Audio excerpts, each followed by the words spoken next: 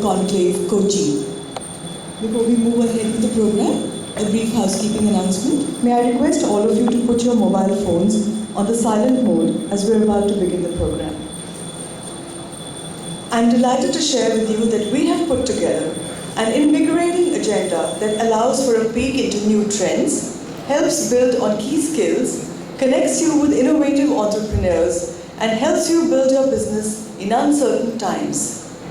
Nasscom has extended its flagship event, the Nasscom Product Conclave Bank, which is held in Bangalore for the past 11 years, to the regions too. This second edition of Nasscom's Product Conclave in Cochin promises to be an exciting and an educational event.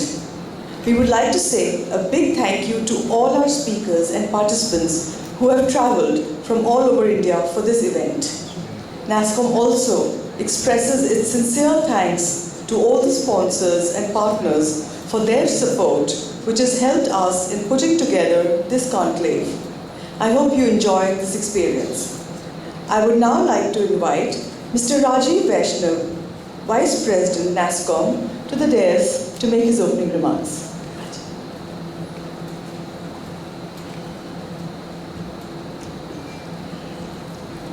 Very good morning, everybody. May I request you to please come, whoever can please step in on the tables in front. Welcome, sir.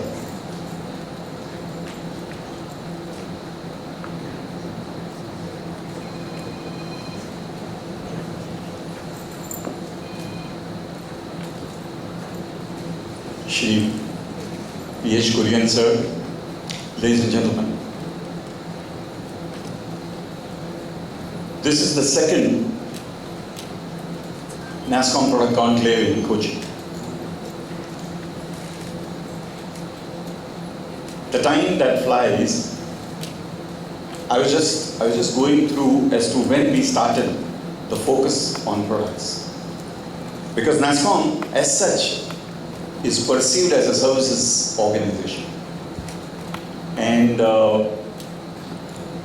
in a journey of 25, 26 years of Nasscom, where initially, of course, the focus was on services, because that was the time when the industry was, or industry association was at a crossroad where, on one hand, and this I'm talking about in 1988-89 time frame, on one hand we had a balance of payment, foreign exchange kind of an issue. On the other hand, we had unemployment, and we were looking at which path to take.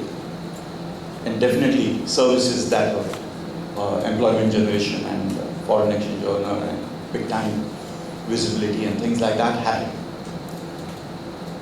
And that was one choice that we made.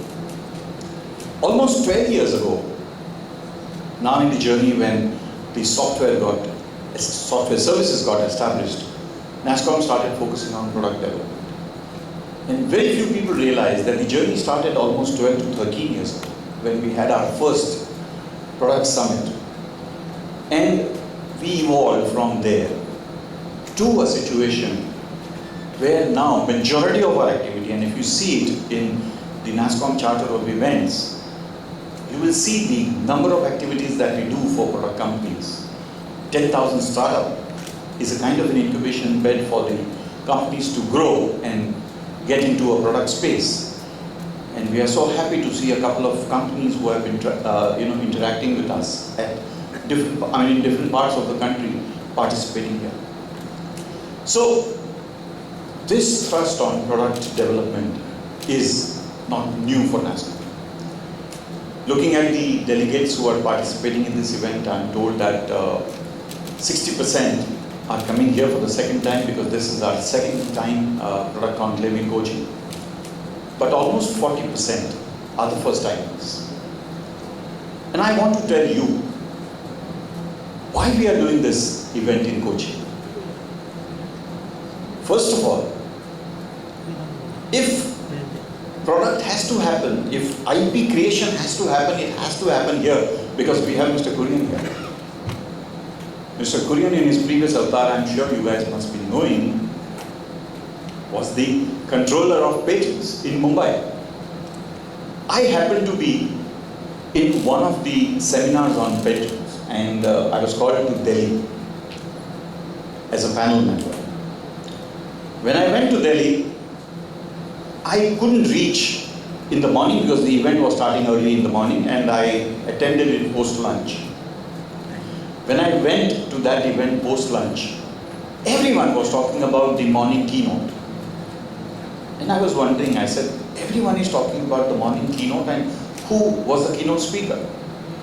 And then I realized that the keynote speaker was none other than Mr. Kurian himself.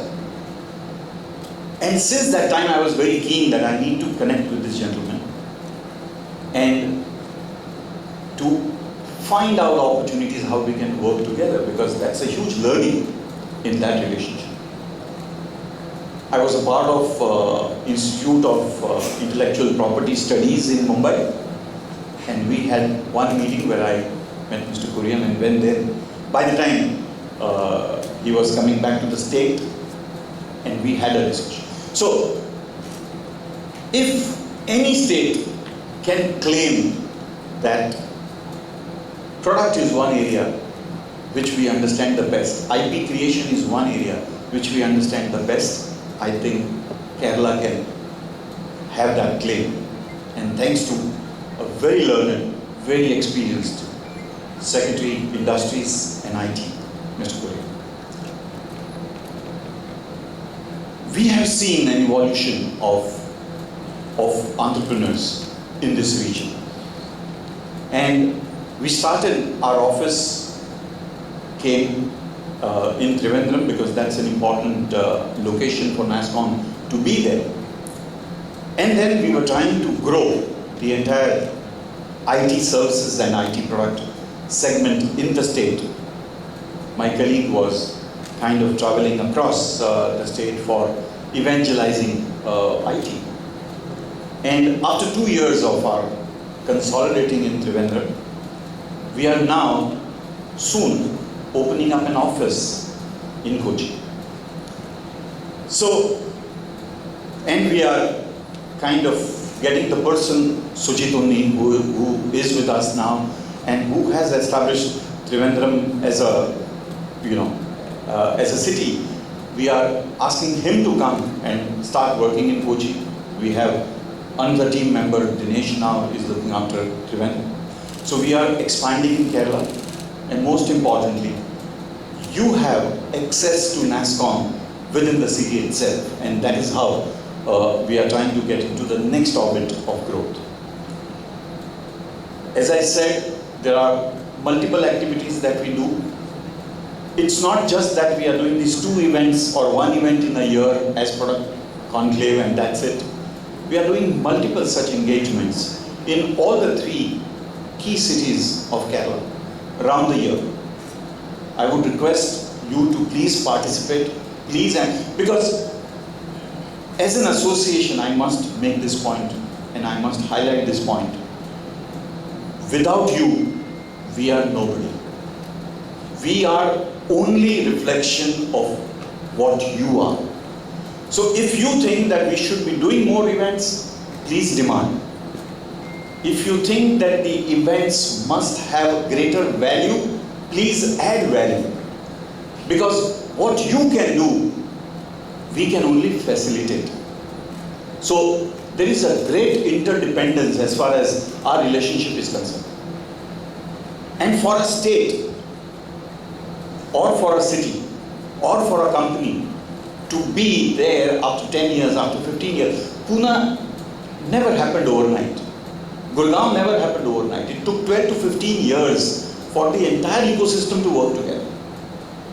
And government, to a great extent, again is an enabler. It's the entrepreneurs who are making the difference. It's the companies who are making the difference. It's the employees who are making the difference. It's the kind of messaging that goes out into other states, other within your company also. If you are a multi-location company, and if the message that goes out is that the talent in Kerala is amazing, the entrepreneurship in Kerala is phenomenal. If we come together and if we decide to make it happen, I'm pretty confident that within a couple of years people will start seeing this change. People will start seeing a momentum, people will start seeing the force, and more people's attention in terms of company taking decisions of future expansions, and coming to yesterday, I had a long discussion with the CEO of Infopart, Mr. Rishikesh. And when you see the plans that the government has here in order to build ecosystem for companies to grow, it's phenomenal. 150,000 people can be employed in this ecosystem. Now, do we have 150,000 people at this point in time? If we have, are they qualified for, when I'm saying qualified, IT industry or product, when I'm saying IT, it's both services and product. They are so demanding in terms of quality services, quality of knowledge and experience and soft skills. So can we all work together? Can we start some initiatives? And I had a couple of other meetings with some important members here in Kerala. And I realized that if we pool our resources together, if we pool our plans together, I'm sure we will be able to make a difference. And particularly when we have such a positive and supporting government. So friends, without taking more time, I'm sure the kind of sessions that have been carved out for the day, this is a very democratic kind of a process that we carve out our sessions. We reach out to our members to find out as to what do they want in a conference that is meant for you. It's no point in thrusting upon information now that is available in plenty. So we have the best of the speakers whom we have requested to address all of us. And through their experience, through their vision about how they see product ecosystem to be built, and I'm sure many of them belong to that state, and they have a unique perspective to share with all of us, and for us to learn from their experience as to what we should be doing in making our state, Kerala, to be a prominent player. And there is no point in having all these motherhood kind of vision that by within 3 years will make Kerala a global hub for. All these things are fine. They are all great aspirations.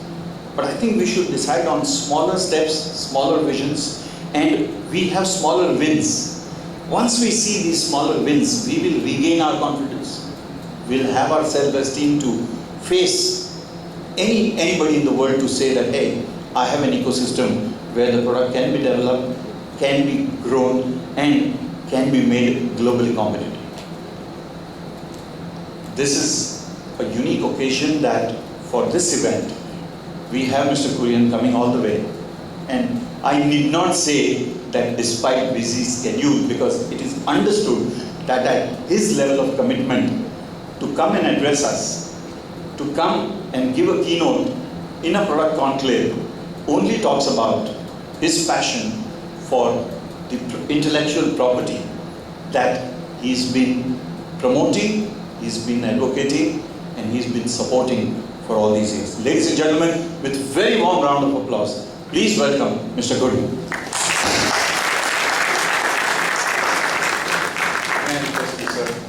May I request you, sir, for your keynote address? Please, sir.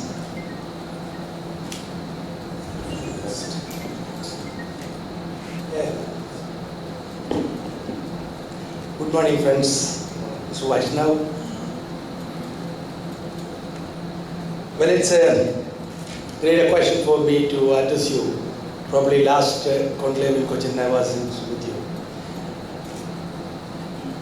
Like Vaishnav said, we met in Mumbai in my previous avatar, scheduled development and state maps and designs. I was there for around 3.5 years, and I was the first IAS officer to go there.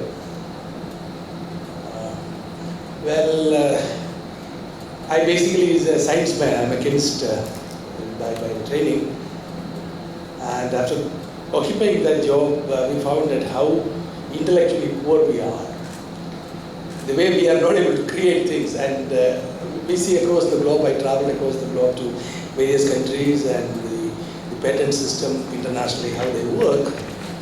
And I find that we are not able to create that much of intellectual property, either in patents or in designs, even trademarks, which is not a difficult thing to establish and create value or a trademark. We were in the best in the world, no, not best in the world, we were somewhat very poor in the world.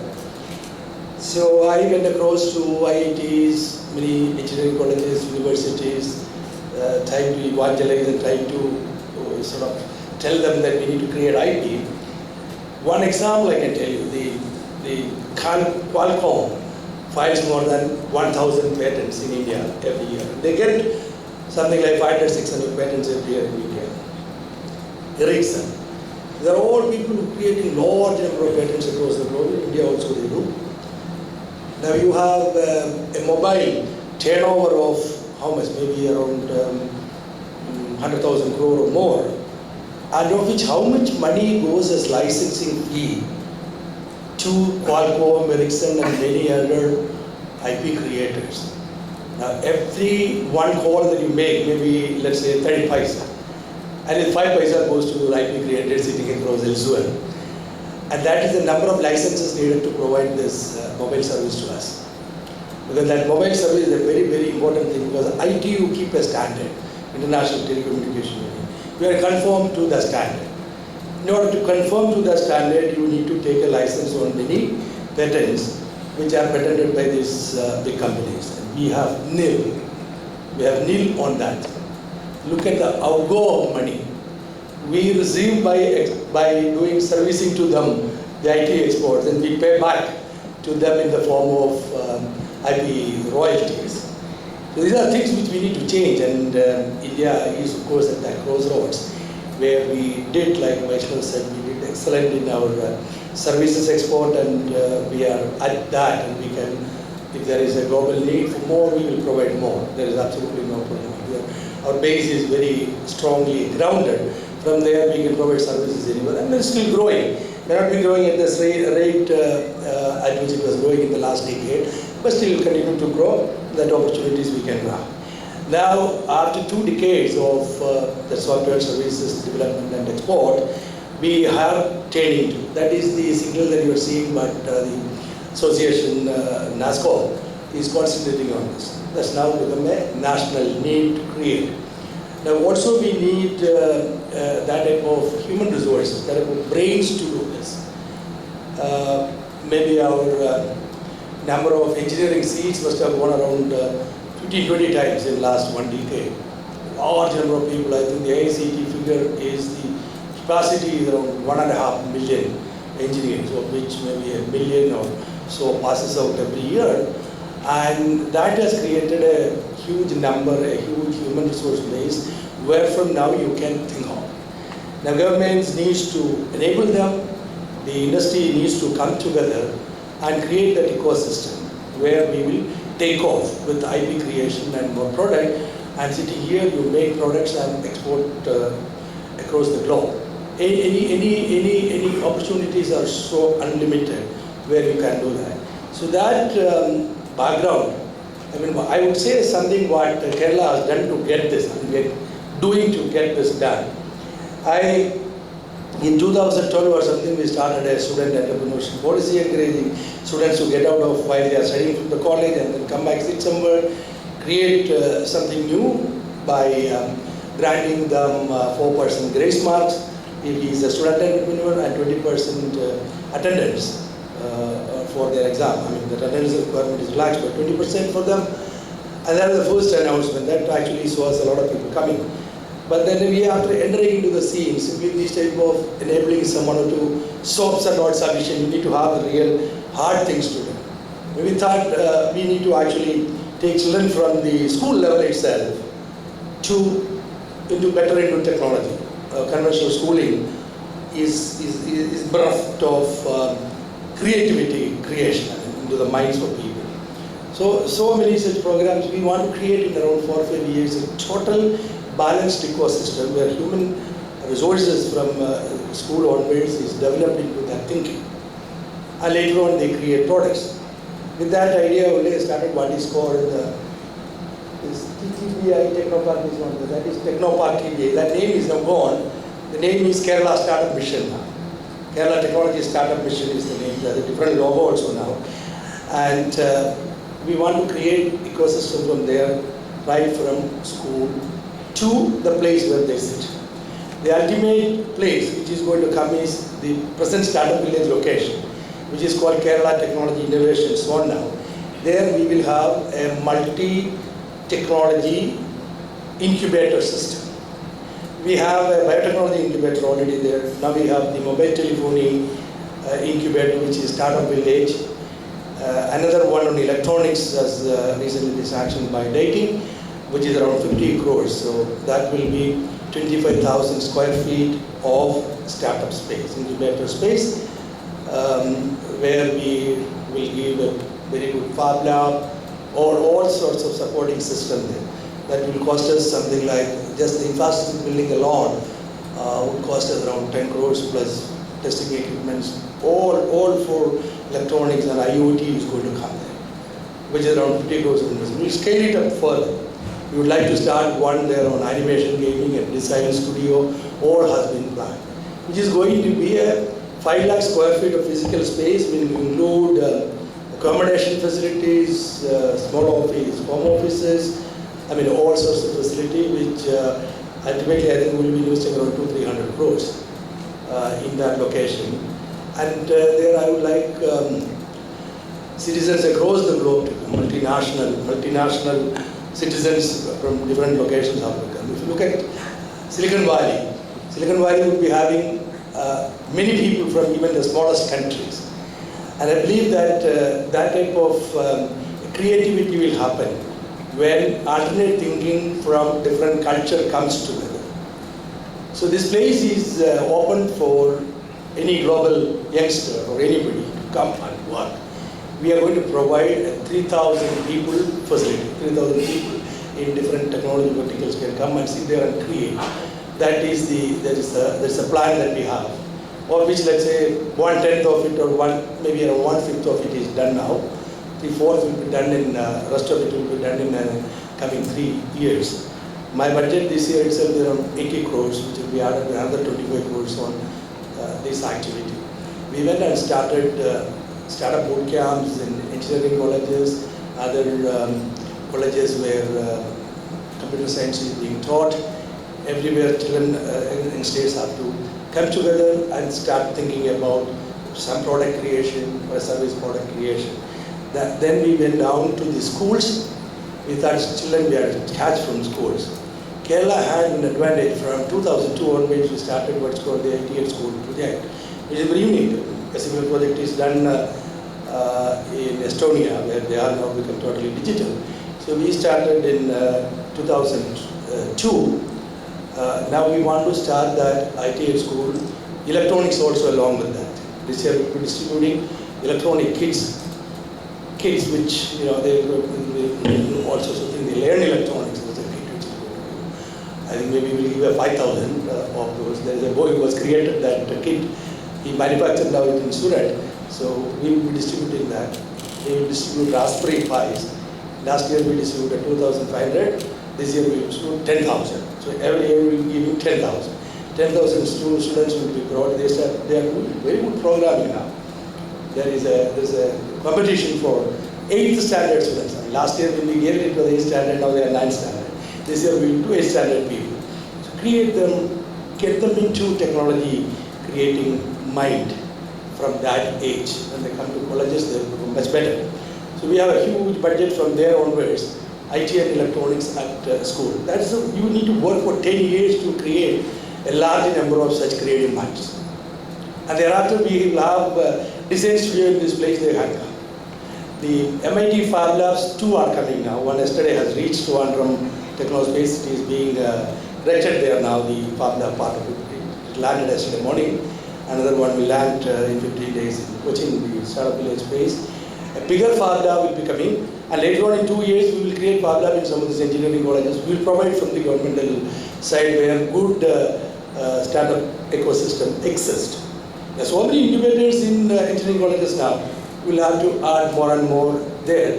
So this is an all-round vision like this. Our plan is in around 10 years, we would have a lot of creative people creating products. That's the way we need to work. Now, out of this 1.5 or 2.5 lakh million engineers and scientists, and they all come together, there are few of them. But we need to harvest such a large number to really create a large number of products. And why I thought about this multi-vertical or multi-sectoral innovation zone is that type of fusion is required. Now, unless you have computer science and electronics together, how will you get into Internet of Things?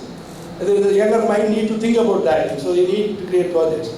Today, I'm only saying today because it's the Environment Day, we create products which reduces the energy consumption or somehow improve the environment. There are a large number of possibilities are there. We do certain other things, like there is one faculty, he's a friend of mine from Trivandrum. He is in MIT. Rajesh Nair, where he's here, he is doing what is called Tech Talk. Last 10 years he has been doing with funding from Tata or somewhere. And last year I attended. He has taken the Serious Engineering College in Trivandrum. There he gives the sort of the challenge, the hackathon type of thing. He takes a group of 30 students to one or two hospitals and say that you create products which improve the hospital services or better health for the people. So around 10, 12 such products were planned by children in around 1.5 months, and they were presenting, in which I was also present. So it was really good. The children in around 2 months' time, they thought about, they created something. They created something. Most of them were for improving the life chances of infants which are put in the incubator there in the colleges, which is in the hospitals. There are so many issues there. They have said about, I remember around 10-15 subjects they have created some solution for a hospital scenario, for improvement. Products were created by them. Many of them may not be commercial, but ideas were developed by them, converted into sort of working products within that time. May not be the nice and fine one, but they created that much in time. If that type of situation will be, that's the way actually we create our youngsters more creative, where they think about products and solving situations of the world. Today being Environment Day, I just wanted to say people who are sitting here, create something which improve environment. Our possibilities are enormous. So this is the type of plan we have. Any one of you coming from other states, welcome to my Technology Innovation Zone. Today itself there is facility. This 25,000 square feet for the electronics incubator will be up. Building is already there. We are finishing it. August between 15th and 20th, General IT Minister will come and launch it. That's the way we are planning. We plan business accelerators now. Number is very high, but we have not touched that big thing, in the sense that no companies have got 100 million funding or something. We've got 1 million funding, but then those big companies needs to come and they need to be encouraged. So we have 2 accelerators coming. One is with EY in Trivandrum. That will also be operational when? Tomorrow. Monday there will be a business accelerator of EY become operational. The next one of Nasscom, which you are seeing here, Nasscom 10,000 startup vision. We have given a 10,000 square feet facility to them, which is under construction. Maybe in around 2 months that will also become operational. Probably, can we think of August when the electronic incubator is being done? Or we can do before that. August 18th, the Central Minister will come August 17th, 18th time, where we can launch that also. Nasscom can plan. Our work will be open maybe much before that. So across Kerala, we want to create this. Schools, colleges, as the world, such facilities are created.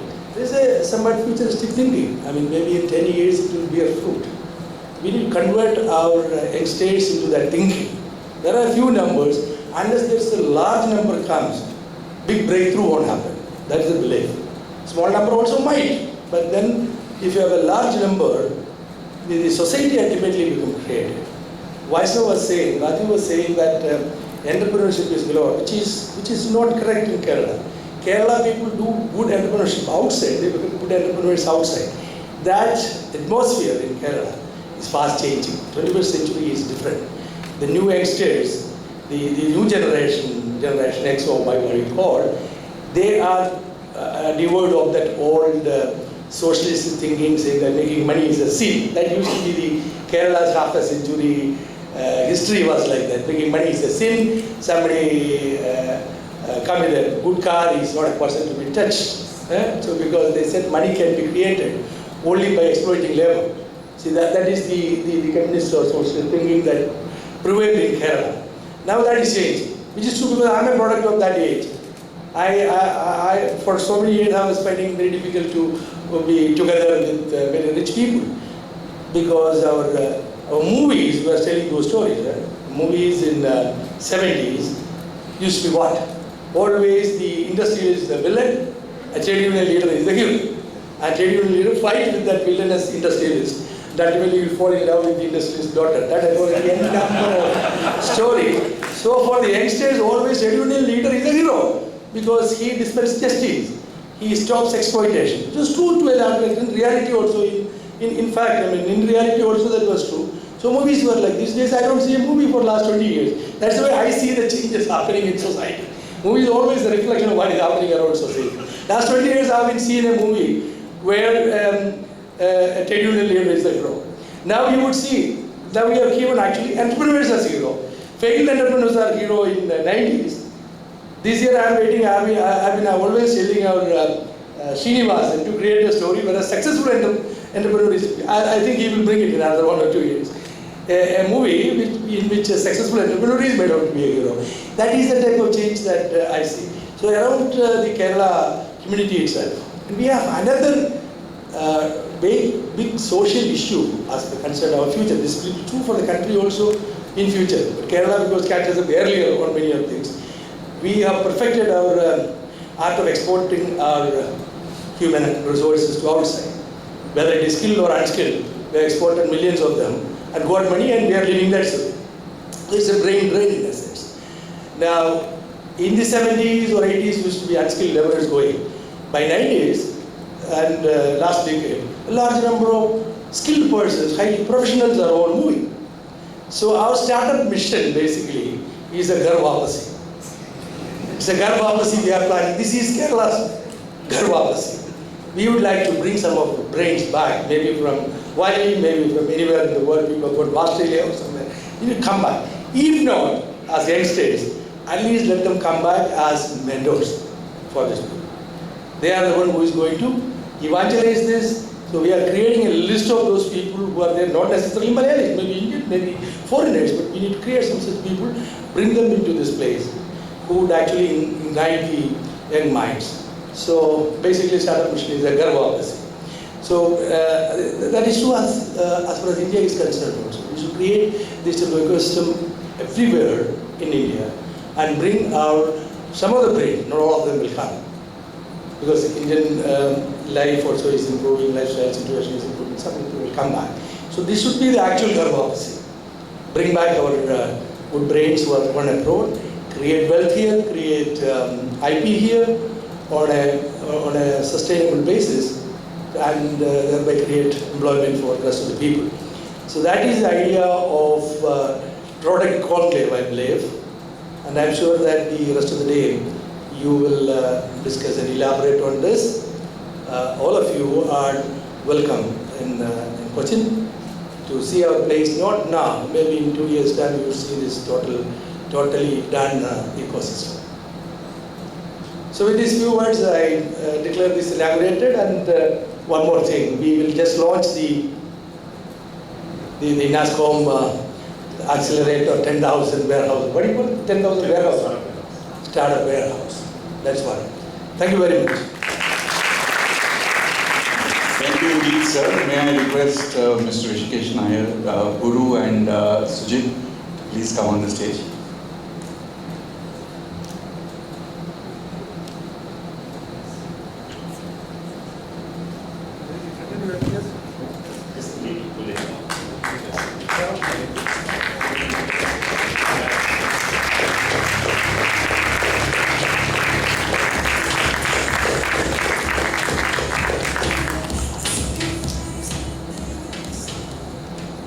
We are exchanging the agreement between Info Park and Nasscom.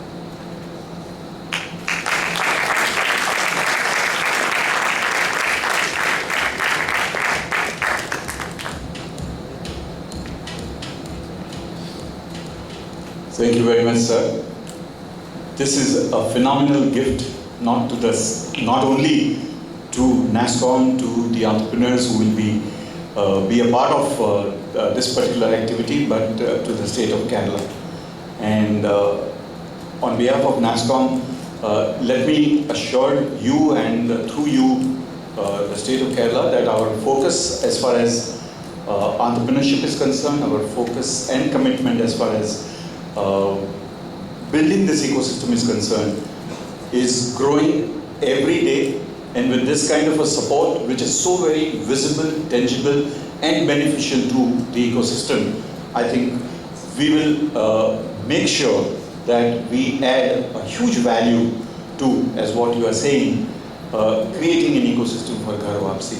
And I think this as a concept is a brilliant concept that brain gain through this attempt. And the best thing that you have highlighted, sir, is the kind of pull factor that you are trying to create. You are not trying to push people from outside to in here, but creating a honeypot where the intellectual brains would want to come here, the entrepreneurial brains would want to come here and want to establish themselves. So I think 10,000 startup warehouse in Cochin is one of the giant step in this direction. And on behalf of Nasscom, on behalf of my entire team, I want to extend very hearty thanks to you, sir, to InfoPark, to the state of Kerala for this tremendous trust and confidence that you have instilled in Nasscom team, and we will not let you down. Thank you very much, sir. May I request Nikki to please bring up a small token of appreciation for sir, and I'll come down.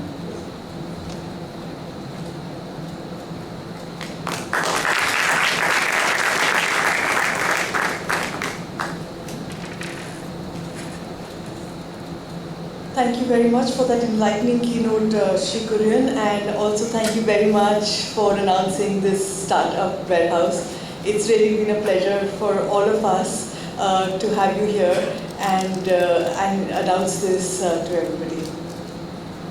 I would now like to invite Mr. Arvind Kumar, founding member and CEO Attune, for the opening keynote, Lessons from His Entrepreneurial Journey.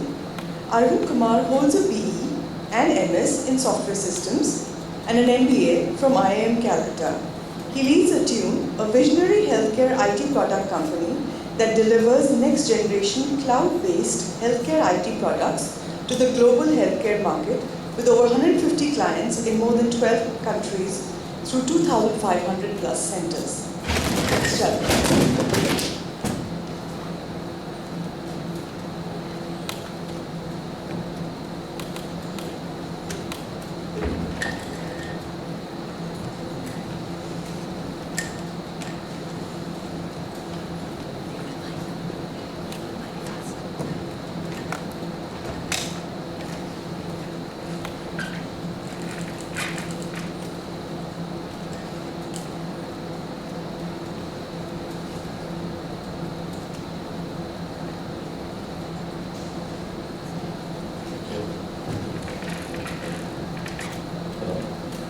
Hi, good morning everyone. My name is Arvind. I'm CEO and founding member of a cloud-based healthcare IT product company called Attune. So I used to be a full tech guy, right? I did my engineering, I did MS from Vichkalani. I was in IT services for some time, then didn't like it because not a lot of tech work going on. We were only doing what customers or what persons in US and UK were writing the specs and giving it to us. So didn't find it very enlightening. Then I thought I had to get into a product company. So I joined Philips Innovation Campus in Bangalore back in 2003 as a tech guy. Philips is a great place. It's conglomerate. A lot of tech people there, 1,500, 2,000 tech team members coming and doing a lot of tech work. So Philips used to organize such events where they used to call key members from entrepreneurial fraternity to come and address this tech audience. And during those days, I don't know if you know, someone invented this thing called Simputer, right?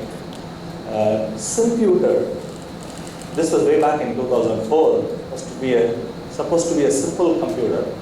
Even before iPad and all those things were launched, less than 10,000 rupees computer to do basic computing activities. So the founder of Simputer came and addressed. He's a professor from IISc, complete tech guy himself. He comes and asks this question to all this tech audience. What is the contribution of technology towards commercial success of a product? Right, so all kinds of percentage went up. People said 90%, 95%, and what do you expect coming from a complete tech crowd, right? And I was thinking somewhere between 60 to 70%. And the kind of answer he gave totally shocked me. He gave a number of 10%. So I was in disbelief. I did not believe that, and I was thinking, what is he saying? But then it comes from a complete tech guy, so at some point you have to believe him, right? He himself is an entrepreneur, professor from IISc. So how do you reconcile these two facts? Then he came and said, there are a whole bunch of other things like product market fit, branding, marketing, positioning, which I just did not understand when he was talking about it. But then what I was thinking was, I was a very good tech guy. So I was thinking, if tech contributes only 10% of commercial success, then my best effort is only 10%. And that doesn't sounded very good. Then I was in denial for some more time. Then at some point, so I used to lose sleep over this. Then I realized, even if it is 30%, let's say, maybe 10% is exaggerating. Even if it is 30%, my best effort is only 30%. So what would the rest of other things be, right? He said a bunch of things which I had no clue. So I said maybe I should try and figure this out. And my solution to that was I should go and do an MBA. Right? So I wrote my GMAT. IIM Calcutta started this 1-year full-time MBA program for people with experience. So I went and joined PGPX.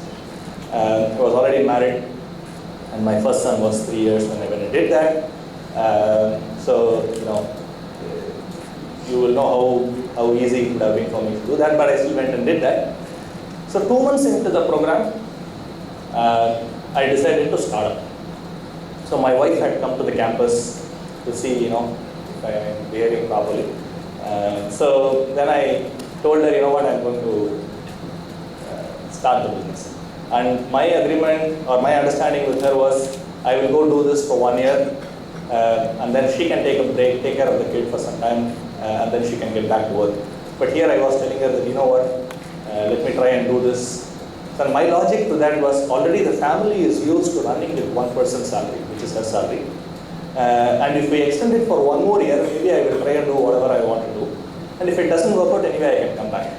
So naively, she believed that, right? She thought I'm going to, try this just for 1 year. She was gracious enough to say, okay, let's do this. Then I had this big task of convincing all my family members.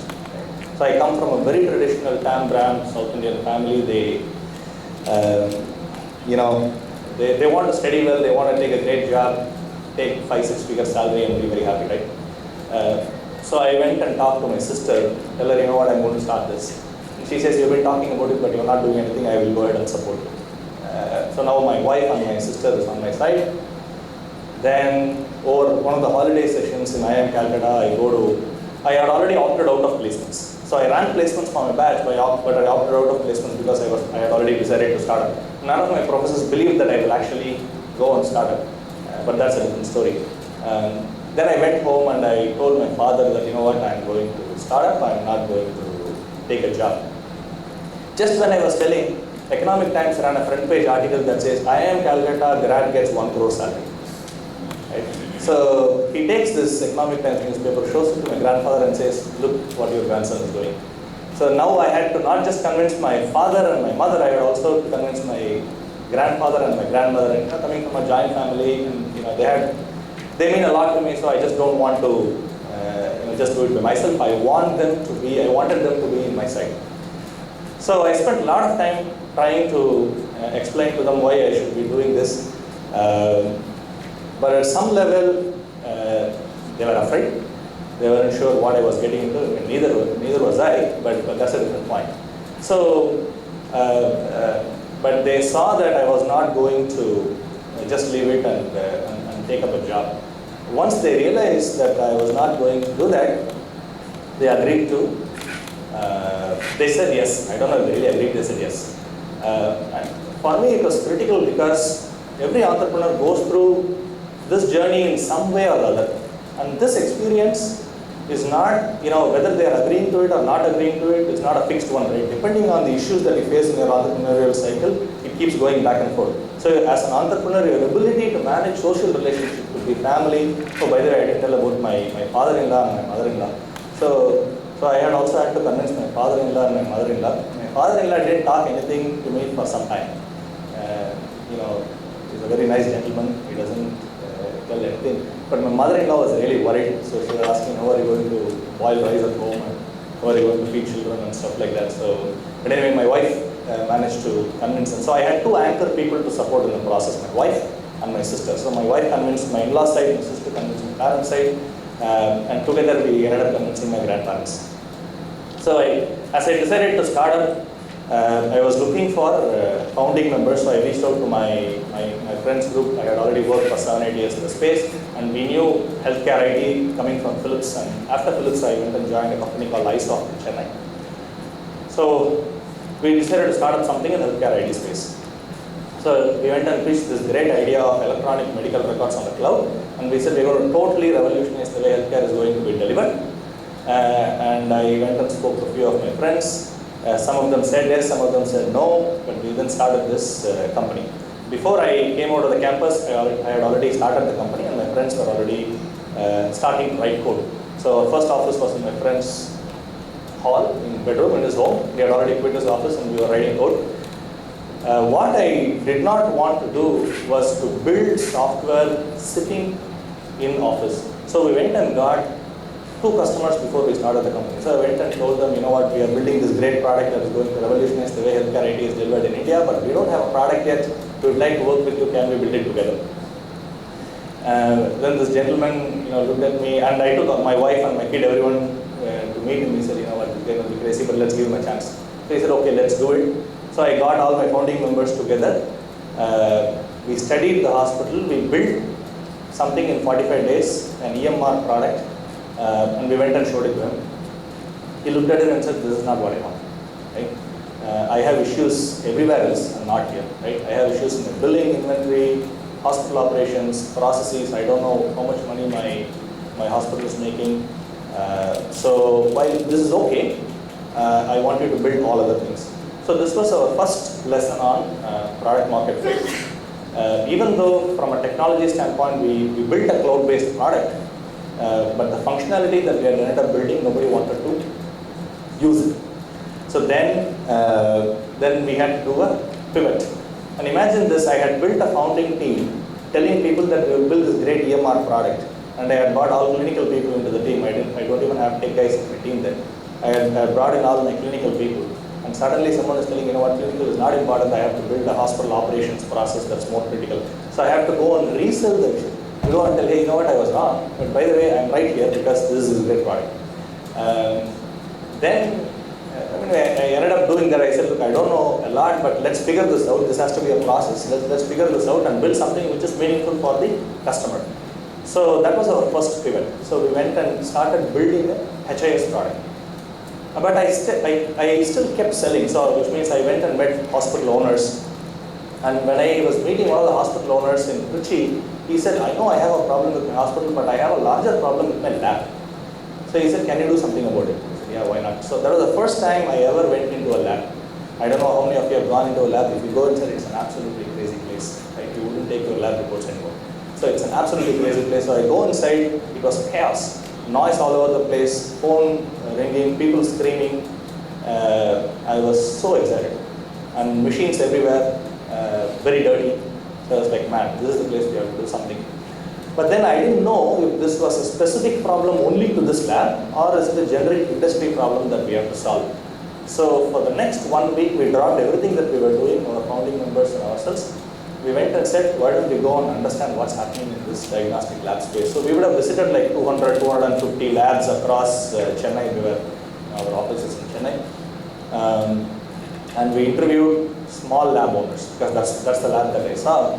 And few things came out very clearly. One, they were small. Of course, they were not making a lot of money in the sense that they were making money from a subsistence standpoint. So they were making money for themselves, but the business was not creating a lot of value.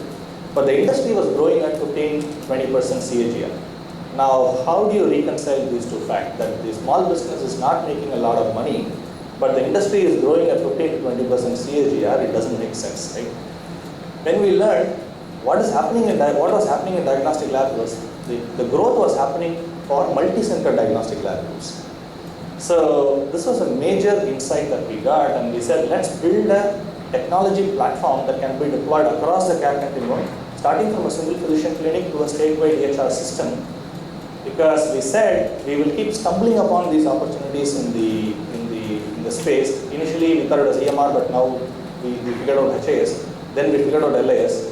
So we don't know, maybe we'll figure out something else going forward. And our strength is in building technology. So can we build a platform that can be deployed across any of these newer segments that we identified? Right? So that's how we evolved our product strategy. And we started building cloud-based LIS system. And when we did that, the very first customer is a very large, now they are one of the largest, they are big in Cochin as well. It's a diagnostic lab group called Medal Diagnostics. So Medal was a very early customer. They have about 250 centers now on our cloud platform. We went and sold this thing called cloud in 2010. Nobody was talking about cloud in India. Internet connectivity was not great, and we weren't sure whether the whole thing was going to work.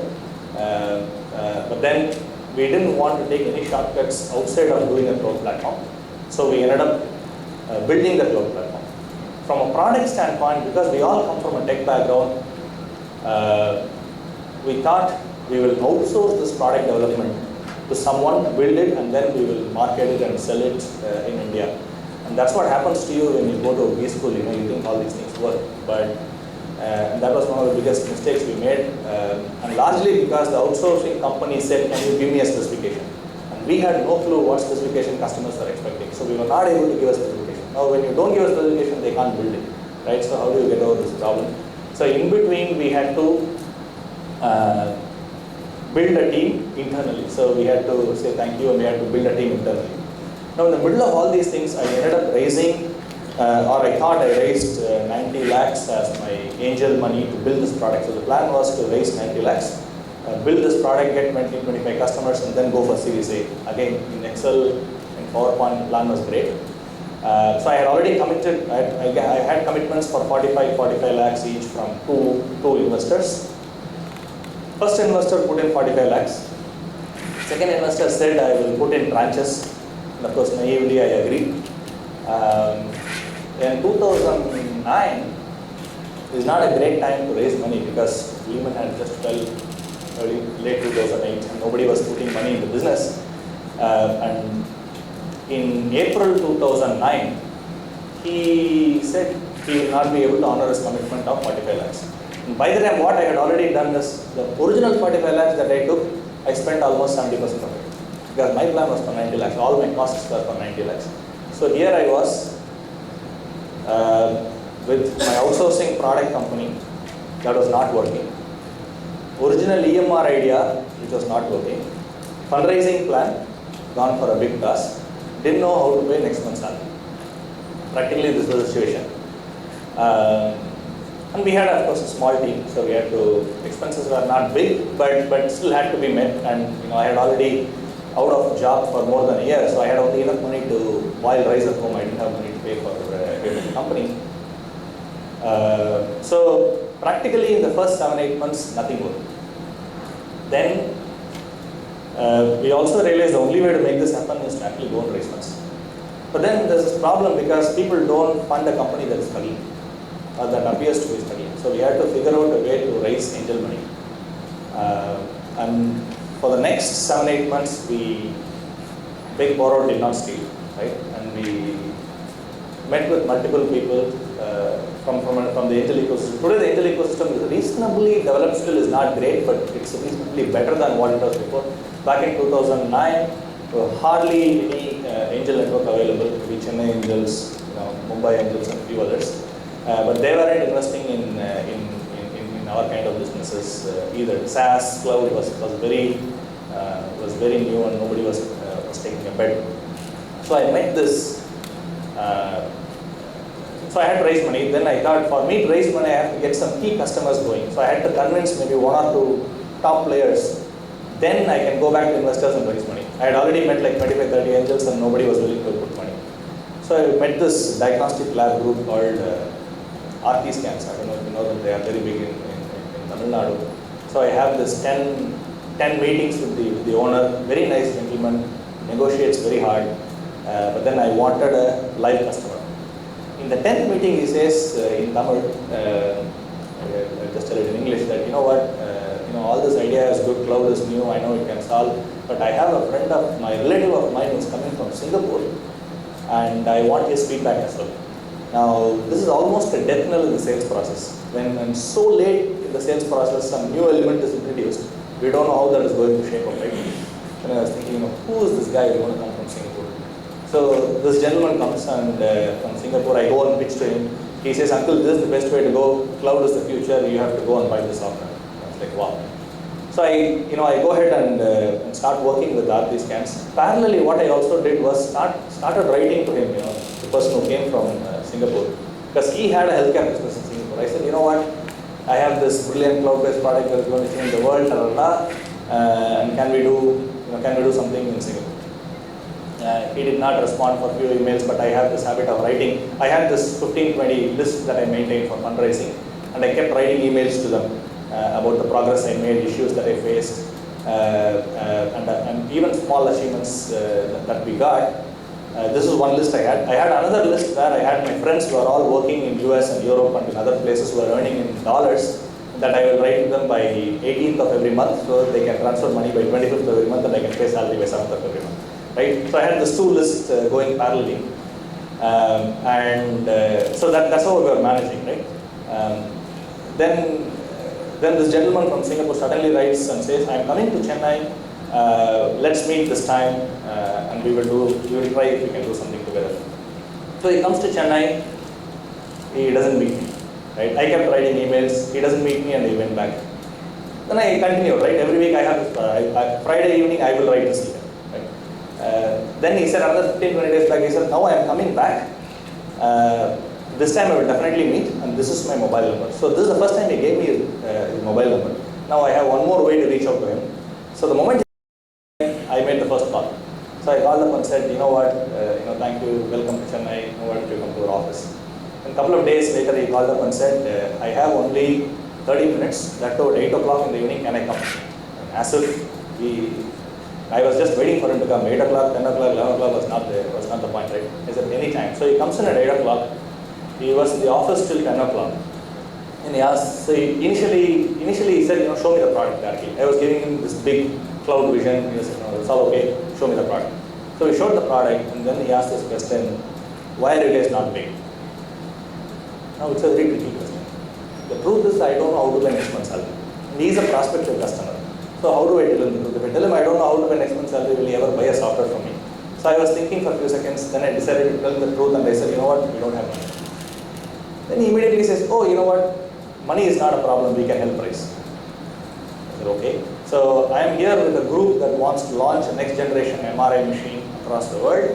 The chairman of the business is in Park Sheraton. I'll try and fix up a meeting for you. Why don't you come tomorrow and meet? I said, okay. So next day he calls her. Meeting was at 5:30. I still didn't believe it. So I still didn't believe. Then he calls up at 3 o'clock and says, meeting is at 5 o'clock.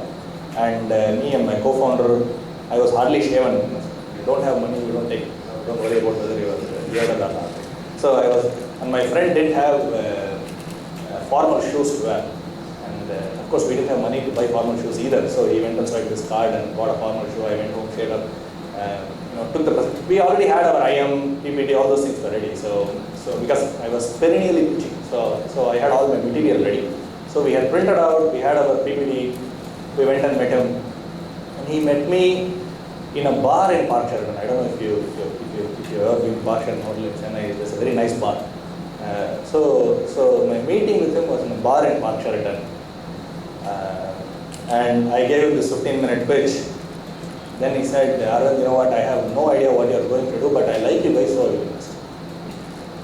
Here I was fully prepared. We didn't see any presentation. Then he asked a bunch of questions, how much time you will take to build a product, what kind of money you're looking to raise, what kind of people you hire. I just answered from top of mind, whatever I could answer. Then he said that he asked his team to go ahead and start working on investment. Me and my co-founder, we were still not believing it. Then I asked him, you know what, Ravi, I don't have money to pay next month's salary. Are you sure you're going to invest? And if you're sure, you need to commit a timeline before which you will invest. Then this was already September, and I had run out of money in April, and my list of emails had already run out, right? So he says I will invest in by December. So his story was, he wanted us to flip the company to Singapore. He wanted to move the head office to Singapore so that we can go to Southeast Asia and India as well. That was his pitch, but most of the angels who invest from Singapore want the structure to be in Singapore. So we agreed. Now, the investment process did not come in December. It took some time because we also took some time to flip the company around. I wrote to him and said, you know what, you committed by December, but it did not happen. Then he said, okay, forget all the due diligence that's happening. And he transferred money from his personal account to my company account in January to pay that month's salary.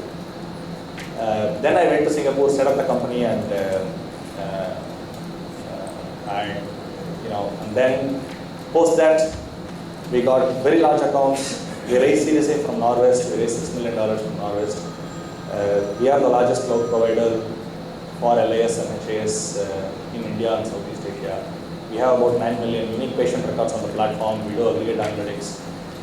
We have about 900 medtech devices that we have connected to the cloud platform. From an engineering challenge standpoint, it's not easy to connect medtech devices to the cloud platform because you need to respond in sub-second response times for these devices to work.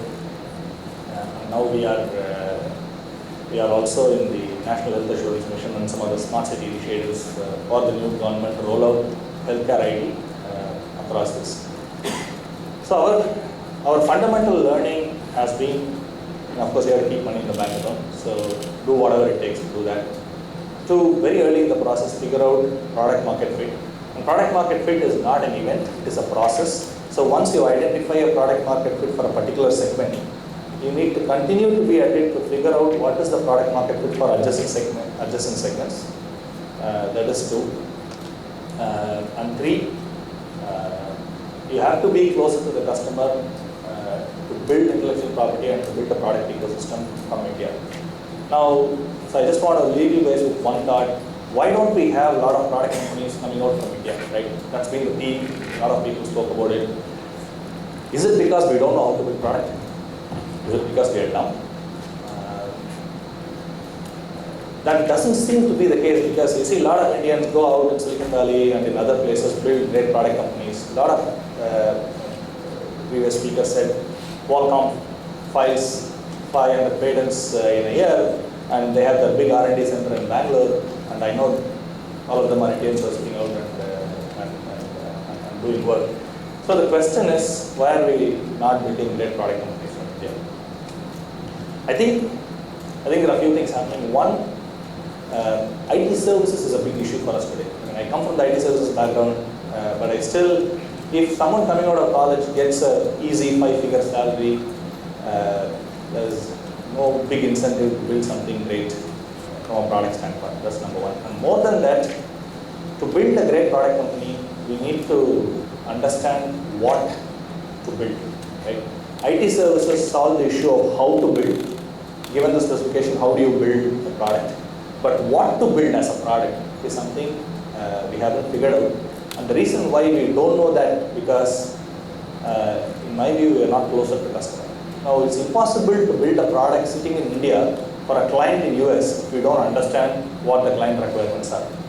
But it's possible to build a product from India if we have customers in India. Now, India is becoming a consumer of products, which was not the case 7-8 years back.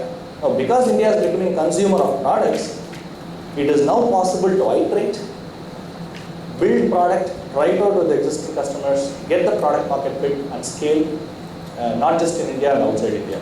So that's why what IT services was, in late 80s and early 90s, I think in IT products we are at that stage right now. It's a phenomenal window of opportunity where we can build great products from India, for India, and for other markets as well. So thank you very much for the time.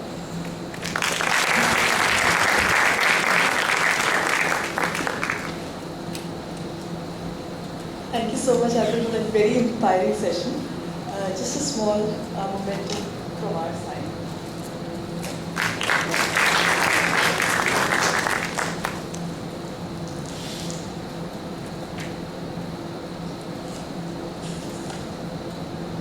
Ladies and gentlemen, I would also like you to know that we are live streaming all these sessions at www.liveandevent.tv. I'll repeat, www.liveandevent.tv. Ladies and gentlemen, we will now have a short tea break and reconvene back at 11 a.m. We will be having 2 workshops running in parallel.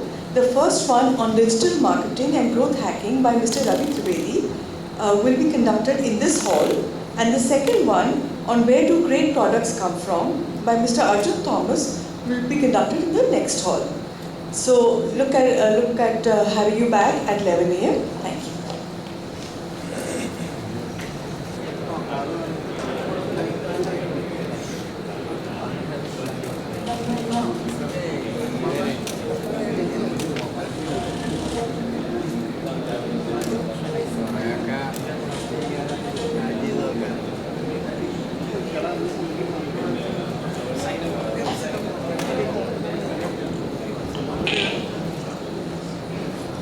Welcome back, ladies and gentlemen, to this hands-on workshop on digital marketing and growth hacking by Mr. Ravi Trivedi, who is the Managing Partner, Streeton Capital. This workshop will help you learn Digital Marketing 101, its best practices, and specific hacks to grow your business. Ravi is a digital marketer, an investor, and entrepreneur. He is the founder of Streeton Capital, which is focused on angel investments and incubation. He also leads the marketing efforts for couponrani.com, a top coupon site in India, which was incubated by Streeton Capital. He has run online digital businesses in India and USA in the last 7 years. Ravi also co-authored the book Web Services Security and participated in creating web services standards. He holds a patent for system and methods for recommending third-party services. Ravi, over to you. Thank you. Thank you. Come on in, guys. Let's get started. This is going to be an interactive session. I promise if you're asleep, I'll wake you up. So please come on in front. We're going to make it as interactive. This is a long 2 hours or maybe short, depending on how you use the time. So today we're going to talk about growth hacking. We're going to talk about digital marketing. I think during the break, I had the opportunity to talk to some of you, try to understand, what are you looking for. So let me first ask, before I introduce and talk about the session, is there anything specific that you guys are looking out of from this workshop? Any reason, anything specific you're looking at? Anyone? If you're not going to look for anything, you'll get nothing out of it. So please start looking at what is the takeaway. Yeah, please go. Can we have a mic, please? Yeah, please go ahead. Yeah. All I'm trying to say is there are a lot of things that doesn't work. Okay. You think a lot of things work. Sure. So you want to know what doesn't work in digital marketing? Okay. And That's a good start. start. Spend your energy on those areas. Sure. Okay. What else? Anything else? Anybody who? So this is a very tactical session. Let me begin by saying, no 10,000 feet. This is at 500 feet. This is for people who are practitioners. So maybe you are a senior level people. We will have stuff around it, but this is for practitioners. So just keep that in mind. So anything else you're looking for? Go ahead. Yeah.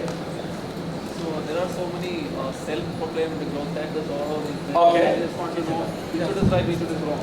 Sure. So there should be like 2 different. That's a great point, but again, we wish we knew which works, which doesn't, because then we all be growth hacking. Let's get started. Let me give you a quick background. I think thanks so much, Devika, for the introduction. I've done many things, but I'm here for talking about the left-hand stuff. I'm also involved in investments. Those are our portfolio companies in India. But primarily I'm here because I used to run some online marketing. I used to run online divisions for a couple of companies in the US, and then after I moved back, we incubated a coupling company. Now we are global. We are in Philippines, Singapore, and Malaysia, as well as in India.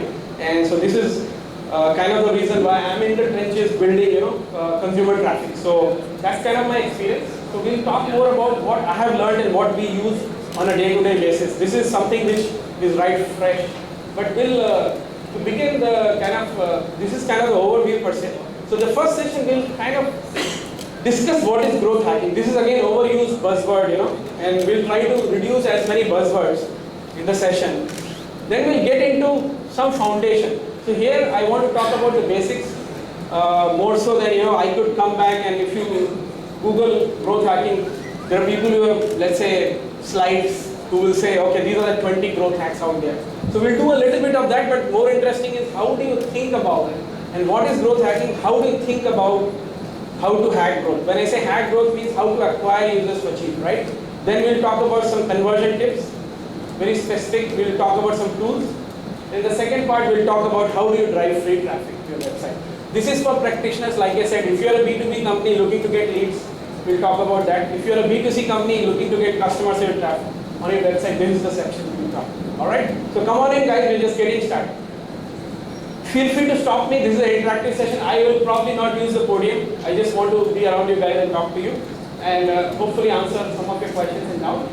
So we'll get started. The first question, what is growth hacking? You've heard about it. Again, since this is one of the title, what do you guys think of it? Don't read the slide, we'll talk about it. What do you think is growth hacking? Do you even care about it? No? Yes? It's all about speed of implementation. Okay, you're saying it's a speed, okay? What else is the essence of growth hacking? Why did it come about and why it became so popular?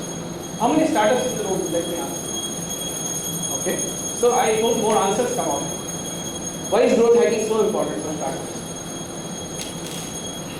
What are we talking about? It's very important because Sure. Okay. Anybody else? Sorry? Lack of money. That's a good point. As a startup, what do we not have? Money. Right? So what do we need to do? With less money, we need to acquire more users. Unfortunately, or fortunately, depending on how you look at it, we don't have the luxury to raise dollars. So growth hacking is all about using limited marketing spend to get more non-linear. That's the essence. That's why it became so popular. That's why the Airbnb story. Right? Have you guys heard of Airbnb story? Anybody care to just rephrase for the audience? What happened? Anybody? Go ahead. Stand. They use Craigslist for Correct. So Airbnb was a place where people could rent their, maybe a room in their house. It was a novel concept.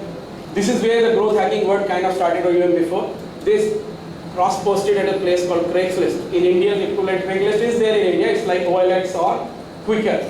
And they used that as a hack. They made a program, right? And then that got them customers. So that's an example, but we'll talk about more live hacks. All right? Remember what I want to also highlight again for the practitioners in the room. It is a process and a mindset, and not only a one-time tactic. What do I mean by that?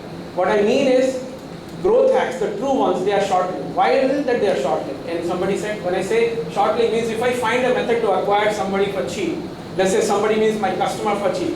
Why is that short-lived? Meaning it will not last for a long time. Because growth hacks is usually exploitation of loophole. Okay, maybe a loophole or something that competitors are not looking at. Okay, so then what happens?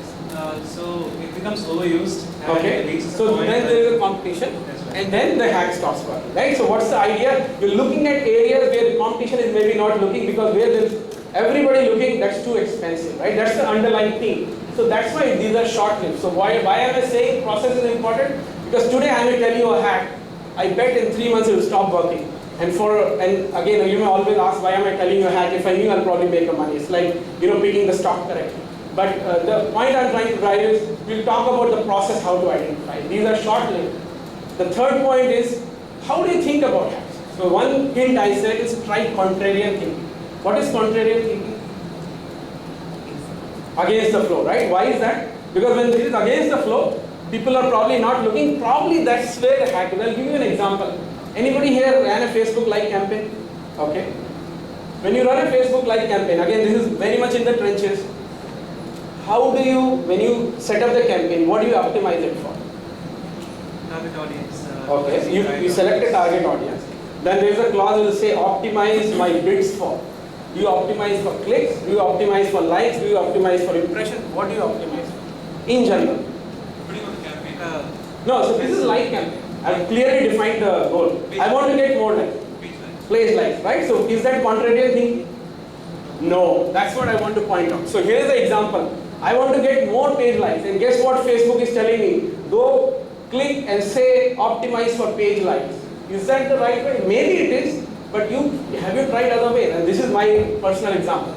So we ran a page like campaign back in 3 years back. I don't know if it works or not. And we did not optimize for like. When we optimized for like according to Facebook, it costed us 3 rupees. When I optimized using some other method, it was only 1 rupee. So the idea I'm trying to say is, whatever the system is designed, try the other as well. But maybe you'll burn some money, but that's how you find hacks, right? So that's the whole idea. All right, so there are a few more things I like about some of these tactics I've listed down. Again, some more buzzwords I want to demystify. So we talk about inbound marketing. I like that because it has elements of growth hacking. What is inbound marketing? What does it mean? Again, let's go ahead. Okay. Can you speak up? Yeah. So why is that powerful? Why is inbound marketing? And what is the other type of marketing? If that is inbound, what's the other one? So it's outbound marketing is the other type. Okay. So for inbound marketing, people want a product and they found us. Okay. So in the outbound marketing, you have to find them. Okay. So why is inbound marketing so powerful? Why do I say it's an element of growth hack? Anybody? Why is it cheap? Because you are giving out free state. Okay. So when you say cheap, it probably implies there's a higher conversion, but why is that? The leads are qualified. Leads are very good. That's the point. You got a qualified user who was searching for it, right? Let's say you are a business who's selling tablets for kids. Somebody searching for tablets for kids comes to your site. Guess what? He will convert higher than somebody where you are pushing a message in a newspaper saying I'm selling it, right? That's the whole idea. That's the reason why inbound marketing is so powerful, right? And what are the methods there? People talk about content, many methods out there, right? We'll touch on some of them. The other one is around conversation marketing. This also came about, right? What is conversation marketing? Anyway. Nobody? Like influencers. Influence, okay. So what do you do in that? Give me an example. I'll give. If you're a blogger, then you have a control of those number of followers. Okay. And those followers will be your influencers. Okay. Basically, you're an influencer to those followers.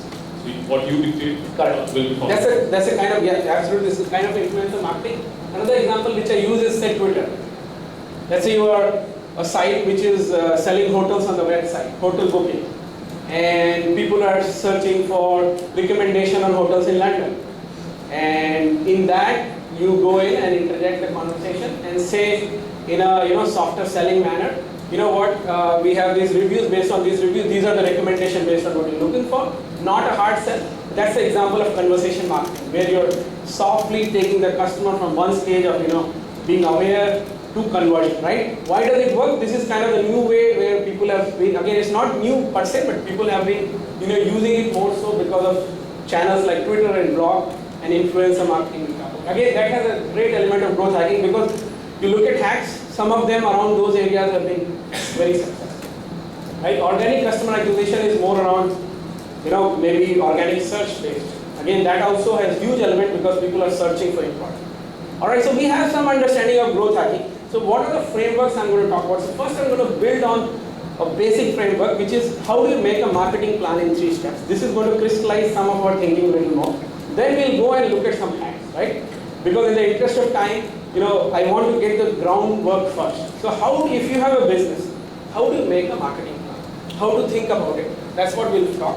And then we'll look at what are the methods by which some ways to get free traffic. That's the way we'll start. And then if you have specific questions around social media, around email, there are all of those hacks in each of them. There are a few answers I have. So let's begin. The first step in a 3-step marketing plan. But let's stop there. Any questions before I go? Anybody has any questions? Okay.